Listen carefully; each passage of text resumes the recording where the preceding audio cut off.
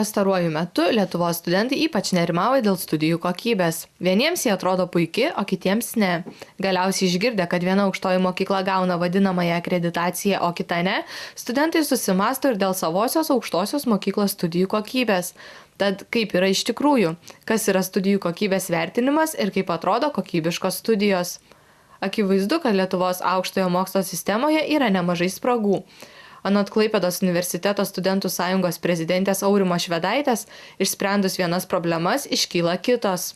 Tačiau Lietuvos studentų sąjunga atstovaudama studentams siekia užtikrinti studijų kokybę ir spręsti su tuo susijusias problemas. Visų pirma, tai, kad, kiekvienais metais tas klausimas yra paliečiamas ir jisai yra vienas iš prioritetinių klausimų. Tai, aišku, pirmiausiai, ką Lietuvos studentų sąjunga daro, tai atlieka apklausas, atlieka tyrimus, atlieka poreikius, ir bando tas problemas spręsti, jau nacionalinės valdžios lygmenių, ta prasme, derinti. Vėlgi, žinom, kad nesenai pasikeitė Seimas.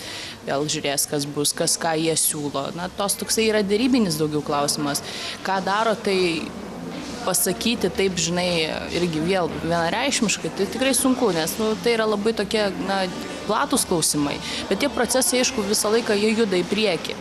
Aišku, iškyla ir papildomų kažkokių tam tikrų niuansų, bet negalima tikrai sakyti, kad nieko nedaro. Tikrai, mes kaip studentų sąjunga, Klaipėdos universiteto, taip Lietuvos studentų sąjunga, stengiamės, kad studentam būtų geriau, kad jų žodis būtų išgirstas, jų poreikiai būtų žinomi valdžiai ir panašiai. Dar šių metų vasarą Lietuvoje paskelbta dalis aukštųjų mokyklų išorinio vertinimo rezultatų sulaukė didžiulio visuomenės dėmesio. Tačiau dalis visuomenės nors ir piktinasi, bet net nenumano, kaip vyksta toks vertinimas. Pasak studijų kokybės vertinimo centro institucinio vertinimo skyriaus vedėjos Noros Kaburskienės, aukštųjų mokyklų studijų kokybė yra vertinama dvejopai – instituciniu vertinimu ir pačių studijų programų kokybės vertinimu. Šie du studijų programų vertinimo tipai skiriasi. Institucinis studijų kokybės vertinimas vyksta pagal 4 atskiras sritis. Vertinant instituciją, universitetą arba kolegiją, tai yra vertinama pagal 4 sritis atskiras. Tai yra vertinamas strateginis valdymas, kitas sritis yra studijos ir mokymasis visą gyvenimą, dar kitas sritis mokslo arba meno veikla ir poveikis regionų ir viso šalies raidai. Tai tokios yra sritis, jos yra suskirstytos į tikrai nemažai atskirų kriterijų, tai yra valdymo veiksmingumas, vidinė kokybės užtikrinimo sistema yra svarbi, žodžiu, institucijos pajėgumas veikti kaip aukštai mokyklai.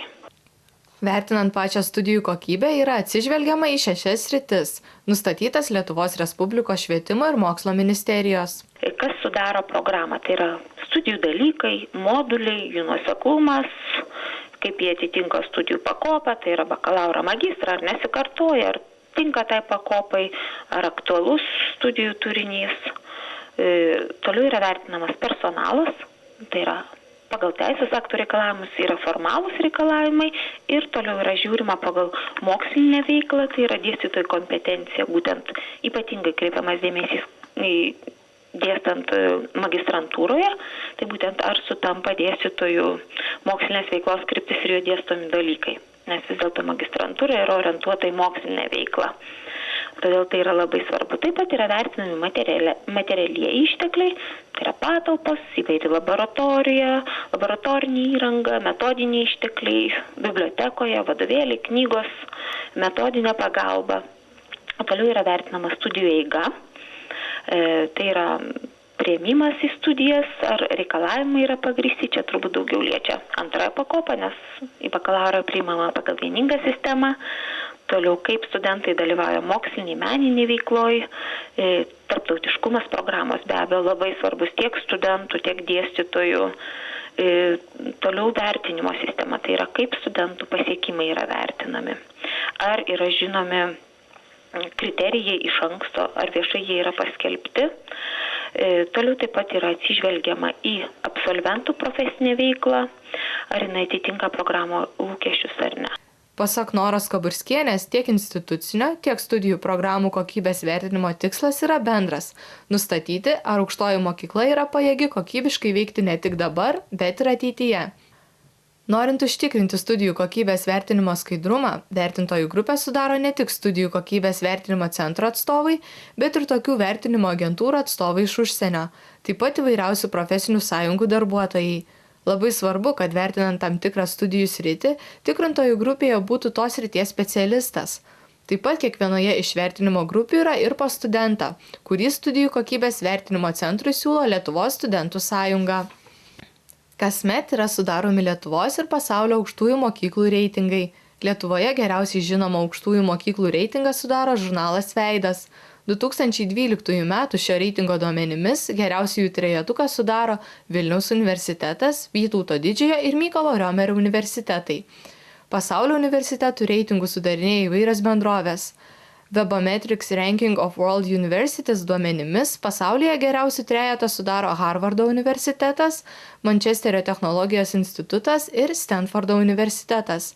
Vilniaus universitetas šiame reitinge užima 593 vietą, o Kauno technologijos universitetas 617. Vilniaus Gedimino technikos universitetas taip pat patenka į geriausiųjų 1000-tuką, jis 696. Studijų kokybės vertinimo centro institucinio vertinimo skyriaus vedėjos Noros Kaburskienės teigimu, tokie reitingai yra patikimi tik iš dalies, nes čia universitetas vertinamas kaip įvairiausių studijų programų visuma, kur kas tikslingiau aukštąją mokyklą vertinti pagal atskiras studijų programas, nes studentas turėtų rinktis ne konkrečią aukštąją mokyklą, o studijų programą. Kokybės užtikrinimo agentūrų asociacija yra pasisakiusi dėl reitingų. Agentūros stengiasi nedalyvauti šitoje veikloje. Reitingai yra skirti visuomeniai, jie remiasi tam tikrais rodikliais, daugiau turbūt kiekybinė informacija, kai kas naudoja ir kokybinę, ir jie yra grinai pateikti informaciją, jie prisideda prie atskaitomybės įgyvendinimo, tai yra tarsi tam tikras pjūvis tuo metu institucijų veiklos. Vėlgi, kuria prasme tai yra patikima, kuria ne, jeigu turint omeny Lietuvos atvejai, tai yra reitinguojamos institucijos ir neatsižvelgiama į atskiras studijų kryptis. Išvadas apie konkrečios studijų programos kokybę visuomet galima rasti studijų kokybės vertinimo centro tinklalapyje. Kiekvienoje aukštojoje mokykloje studentai gali kelti studijų kokybės klausimus ir su studijomis susijusias problemas. Anot Klaipėdos universiteto studentų sąjungos prezidentės Aurimos Švedaitės, tiek aukštųjų mokyklų administracija, tiek studentų sąjunga yra pasirengusi spręsti kylančias studentų problemas. Tačiau ne visuomet studentams užtenka drąsos į juos kreiptis. Gali, be abejo, kad gali eiti į dekanatą, gali, žinoma, rektoriaus durisgi niekada nebūna uždarytos, gali ateiti ir studentų sąjunga universiteto.